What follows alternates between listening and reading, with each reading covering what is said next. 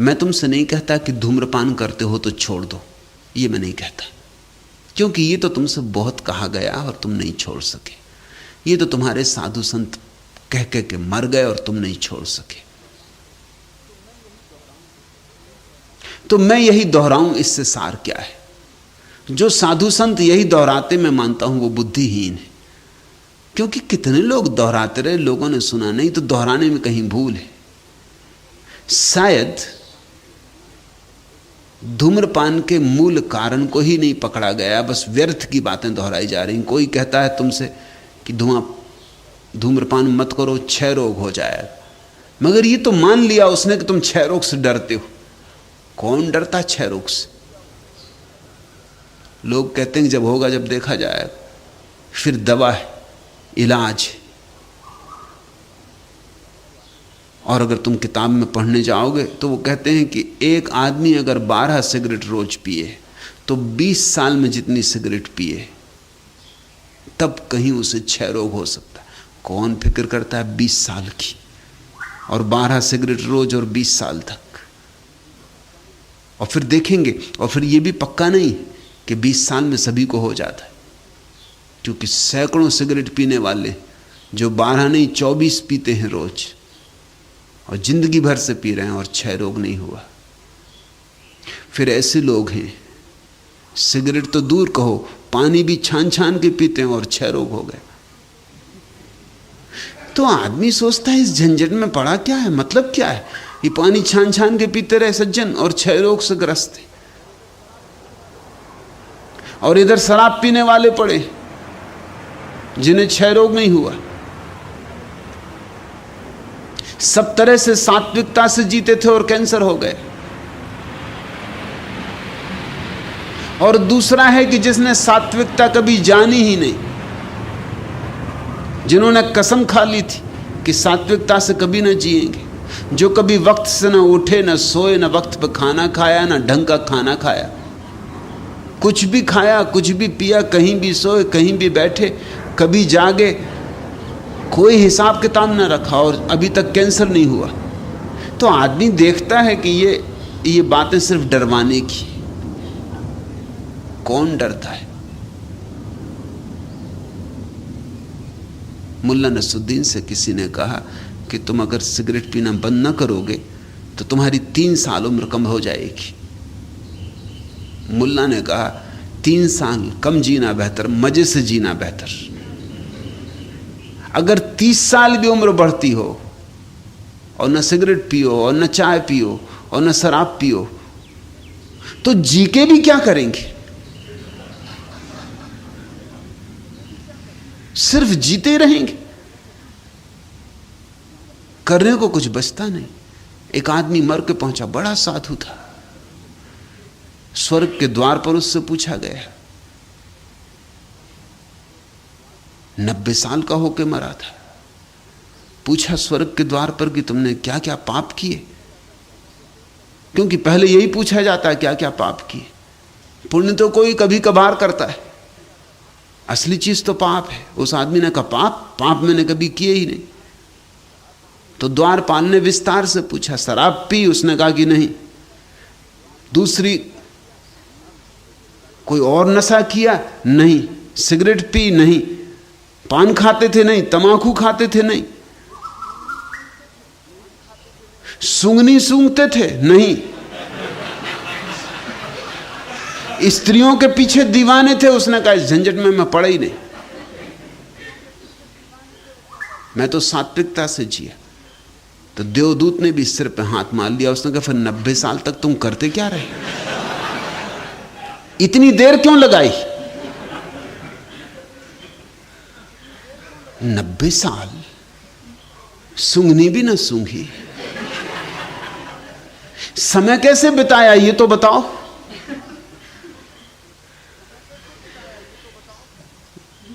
तुम ऐसे डरवा के किसी को छुड़वा ना सकोगे, और तुम्हारे धर्म सिर्फ डरवाते रहे। वो कहते नरक में पड़ना पड़ेगा। बात भी कुछ बेहूदी लगती कि कोई आदमी धुआं भीतर ले जाता, बाहर ले जाता, इसके कारण नरक में पड़ना पड़ेगा। ये बात कुछ जस्ती नहीं, इसमें कोई न्याय नहीं मालूम पड़ता। ये तो कोई अदालत भी नहीं कह सकती कि एक आदमी बैठ के धुआं बाहर भीतर ले जाता था, कुछ किसी को नुकसान भी नहीं कर रहा था, किसी को मार भी नहीं रहा था, किसी का खून भी नहीं पी रहा था, सिर्फ धुआं बाहर भीतर करता था। इसको नरक में डाला गया है। ये बात जस्ती नहीं, ये तो नरक में जो डालता होगा वो भी फिर अन्याय कर रहा है। ये बात तो उखड़ गई। तो अब धर्मगुरु ये नहीं कहते नरक में पड़ना पड़ेगा, वो कहते हैं क्षय रोग हो जाएगा। मगर तर्क वही है, भय। पहले नरक का भय बताते थे, अब वो भय किसी को जसता नहीं, तो अब वो दूसरे भय बताते हैं कि क्षय रोग हो जाएगा। एक गांव में एक शराबी लड़खड़ाता लड़खड़ाता पादरी के पास पहुंचा और उसने कहा, एक बात मुझे पूछनी, आदमी को गठिया कैसे हो जाता है? पादरी को मौका मिला। इस तरह के लोग तो इसी मौके की तलाश में रहते। पादरी को मौका मिला, उसने कहा, मैंने तुमसे 1000 बार कहा कि शराब पीना बंद करो, नहीं तो गठिया हो जाएगा। ये अच्छा अवसर था, इस अवसर पर शिक्षा दे देनी चाहिए। ऐसे तो साधु संत शिक्षा देते तुम्हें। कितनी बार मैंने कहा कि गठिया हो जाएगा अगर शराब पीनी बंद न की। उसने कहा, मैं अपने बाबत नहीं पूछ रहा हूं, मैंने अखबार में पढ़ा कि वेटिकन में पोप को गठिया हो गया है।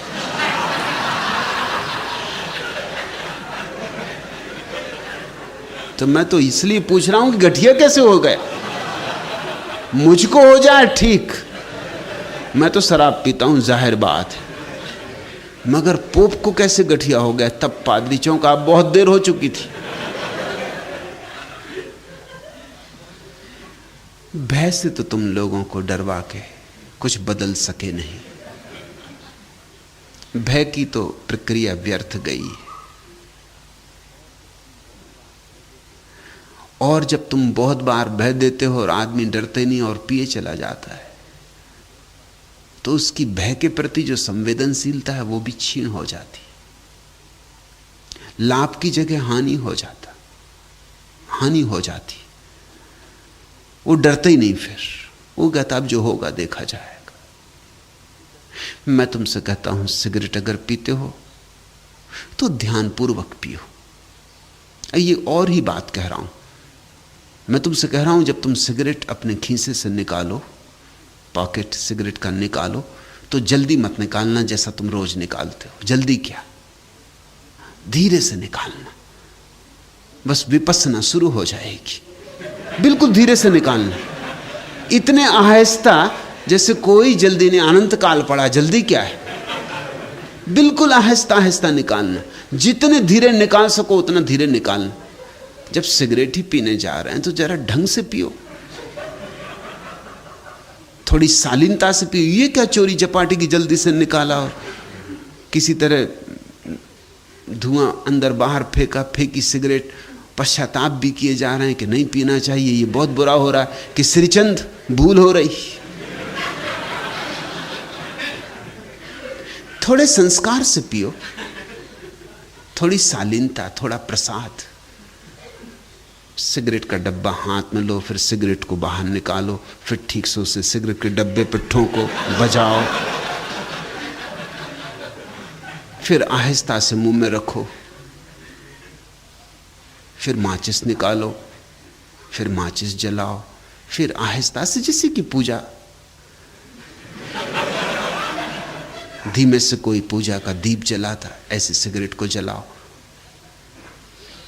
भयभीत क्या हो, इतना डरे क्या हो, पश्चाताप क्या है? तुम्हें प्रीतिकर लग रहा है, तुम्हारा जीवन है, तुम अपने मालिक हो, तुम किसी की कोई हानि नहीं कर रहे हो। और अगर तुम अपनी हानि भी करना चाहते हो तो तुम उसके भी हकदार हो। लेकिन इसको एक कलात्मकता दो और तुम चकित हो जाओगे। तुम्हें पहली दफा पाप नहीं मालूम पड़ेगा, मूर्खता दिखाई पड़ेगी। और वहीं भेद है। पाप नहीं, पाप से तो कोई छुटकारा हुआ नहीं। पाप है ऐसा तो कहते कहते सदियां बीत गई। किस पाप से आदमी को छुड़ा पाए हो? मैं नहीं कहता सिगरेट पीना पाप है, यद्यपि मैं जरूर कहता हूं मूढ़ता है। पाप क्या है? पर मूढ़ता निश्चित है। बस मूढ़ता तुम्हें दिखाई पड़ने लगे, और जितने धीमे धीमे इस प्रक्रिया को करोगे उतनी स्पष्टता से मूढ़ता दिखाई पड़ेगी। इसका वैज्ञानिक कारण है। जिस काम को भी हम करने के आदी हो गए हैं वह काम यंत्रवत हो जाता है, मशीन की तरह कर लेते। अगर तुम उस प्रक्रिया को शिथिल कर दो तो तुम अचानक पाओगे कि तुम उसी काम को होशपूर्वक कर रहे हो, यंत्रवत नहीं। तुम एक खास चाल से चलते हो। बौद्ध ध्यानशालाओं में वो तुम्हारी चाल बदल देते हैं। वो कहते हैं इसको आधा कर दो, चाल को होशपूर्वक धीमे चलो, छोटे छोटे कदम रखो। तुम चकित होगे, जब भी तुम्हारा होश खो जाएगा तुम फिर कदम जोर से रख दोगे, जो तुम्हारी आदत है। अगर होश रखना है तो कदम धीमे रखना पड़ेगा, अगर कदम धीमे रखना है तो होश रखना पड़ेगा। अगर होश खो के चलना है तो फिर पुरानी आदत पर्याप्त होगी। किसी भी प्रक्रिया को अगर तुम उसकी गति धीमी कर दो तो उसके साथ होश जुड़ जाता है। भोजन भी अगर आहिस्ता करो, बहुत आहिस्ता, 48 बार चबाओ हर कौर को, तो तुम चकित हो जाओगे कि कितना होश पूर्वक तुम कर रहे हो, क्योंकि हिसाब रखना है, 48 बार चबाना है। ऐसे ही लीलते नहीं चले जाना। मैं तुमसे नहीं कहता कि ज्यादा भोजन मत करो, मैं कहता हूं 48 बार चबाओ और होश पूर्वक धीमे धीमे भोजन करो। अपने आप भोजन की मात्रा 1/3 हो जाएगी, उतनी ही हो जाएगी जितनी जरूरी है, और ज्यादा तृप्त करेगी, ज्यादा परितृप्त करेगी, क्योंकि उसका रस फैलेगा, ठीक पचेगा। ऐसी ही किसी भी प्रक्रिया को धीमा करो। अगर वह सार्थक प्रक्रिया है तो टूटेगी नहीं, अगर व्यर्थ प्रक्रिया है अपने आप टूट जाएगी, क्योंकि मूढ़ता स्पष्ट हो जाएगी। पाप को छोड़ना पड़ता है, मूढ़ता को छोड़ना नहीं पड़ता, जानना ही पड़ता है, मूढ़ता छूट जाती। इसी तरह श्रीचंद, तुम्हें जो जो भूलें दिखाई पड़ती हों आदर्शों के कारण नहीं, अपने जीवन अनुभव से तुम्हें भूलें दिखाई पड़ती हों। आदर्शों को हटा दो, 90% भूलें तो विदा हो गई उसी वक्त, जैसे आदर्श हटा दिए। फिर 10% भूलें बची। इन 10% के प्रति सजग हो जाओ, जागरूक हो जाओ। इनको यांत्रिकता से मुक्त कर दो और तुम हैरान हो जाओगे, इनमें जो जो मूढ़तापूर्ण है वो छूट जाएंगी, और जो जो मूढ़तापूर्ण नहीं है उन्हें छोड़ने की कोई जरूरत भी नहीं, वो भूलें ही नहीं। आप आदतों के जाल हैं।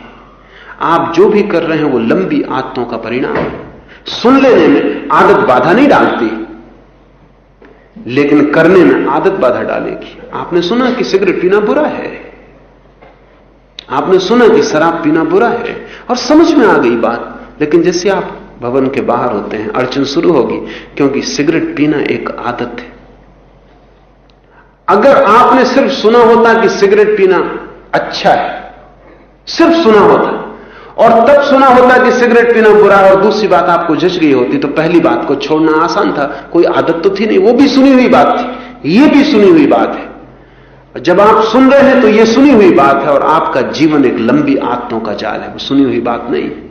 वो आदतें प्रतिरोध करेंगी, क्योंकि जो सिगरेट पीता है उसके शरीर की व्यवस्था बदल जाती, उसके शरीर की मांग बदल जाती है। निकोटिन उसका खून मांगने लगता है, उसकी भूख पैदा हो जाती। तो निकोटिन, आप वो जो भूख पैदा हो गई भीतर, जो वक्त पर ठीक घंटे भर बाद निकोटिन की जरूरत शरीर को होने लगी, क्योंकि अगर वो नहीं होगी तो आप सुस्त पाएंगे अपने को, क्योंकि निकोटिन ताजगी देता है, क्षण भर को देता है लेकिन ताजगी देता है। तो आपने एक आदत बना ली निकोटिन से ताजगी लेने की, तो निकोटिन का संबंध हो गया ताजगी से। निकोटिन का आपको पता नहीं, आप तो धुआं पीते हैं, लेकिन धुएं से निकोटिन आपके भीतर जा रहा है खून में, वो ताजगी देता है, वो इंजेक्शन है ताजगी का।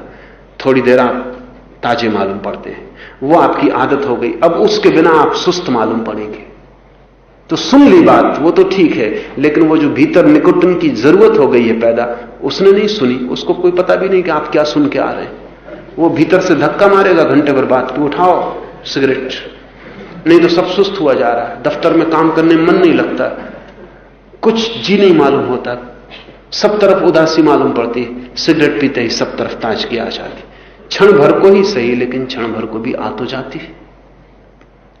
तो फिर आप उठाएंगे, उससे बच नहीं सकते, क्योंकि वो आदत का हिस्सा है। शरीर एक यंत्र है, और उस यंत्र में आपने जो आदतें डाली हैं, उन आदतों को आपको नई आदतों से बदलना पड़ेगा, नई बातें सुन के नहीं। इसका मतलब यह हुआ कि अगर आपको सिगरेट पीना छोड़ना है तो आपको ताजगी पैदा करने की दूसरी आदतें डालना पड़ेगी, नहीं तो आप कभी नहीं छोड़ पाएंगे।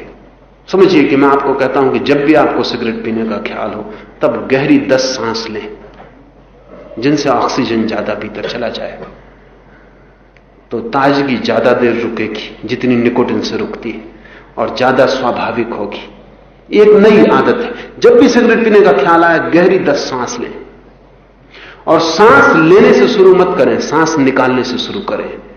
जब भी सिगरेट पीने का ख्याल आए एक्सहेल करें, जोर से सांस को बाहर फेंक दें, ताकि भीतर जितना कार्बन डाइऑक्साइड है बाहर चला जाए।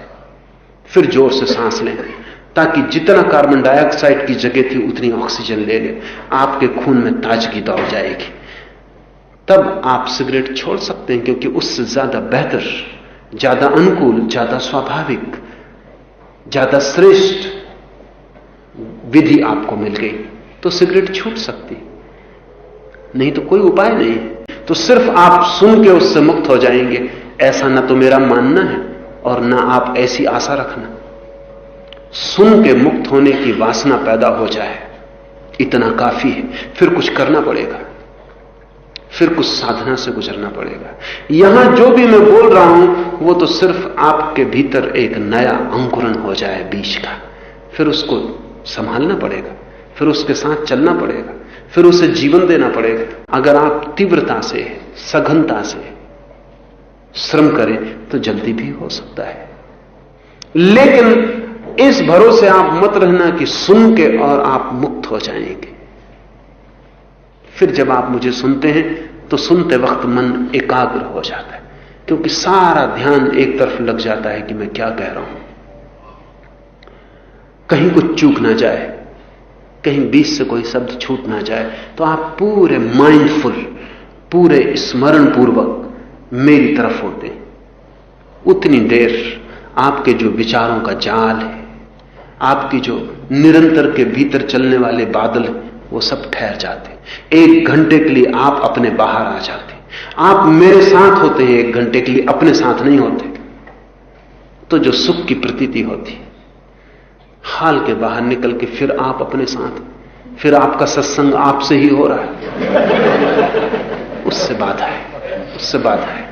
इससे आप ये सीखें कि आप जितनी देर के लिए भी, जिस भांति भी ध्यानपूर्ण हो सके उतना अच्छा है। अगर आप मुझे सुनते वक्त इतने ध्यानपूर्ण हैं, घर लौट के जब आपकी पत्नी दिन भर का इकट्ठा किया हुआ प्रवचन करने लगे, उसके प्रति भी इतने ही ध्यानपूर्ण हो जाए। झगड़े की वृत्ति खड़ी ना करें, सिर्फ ध्यानपूर्वक सुने।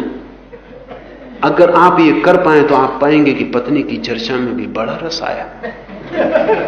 और जब आपकी बेटी और आपका बेटा आपके पास आ जाएं और कुछ आपको अनर्गल दिखाई पड़ने वाली बातें सुनाने लगे, तो उनको बाधा मत डालिए, उनकी बात भी उसी भाव से, उसी शांति से सुन लें। आप सुनने की कला सीख जाएं अगर यहां, तो उसे प्रयोग करें, और आखिर में आप अपने साथ भी सुनने की कला का प्रयोग कर सकते। पर आखिर में जब आप पत्नी से सुन सकें, बेटे से सुन सकें, मित्रों से सुन सकें, और आप अच्छे सुनने वाले बन जाएं, श्रोता बन जाएं, और आप सिर्फ सुनने का उपयोग ध्यान की तरह करने लगे, तो फिर आप खुद को भी सुन सकते हैं। फिर आपके भीतर जब सिर चलने लगे आपका और विचार चलने लगे, तब आप शांत होकर भीतर बैठ जाएं और मन जो भी आपसे कह रहा है उसको सुने। जो भी कह रहा है उसमें बाधा भी मत डालें, उससे दूर खड़े होकर सुने। तो जो आनंद आपको मुझे सुनने में आ रहा है, वही आनंद आपको अपने सत्संग में भी आ सकता है।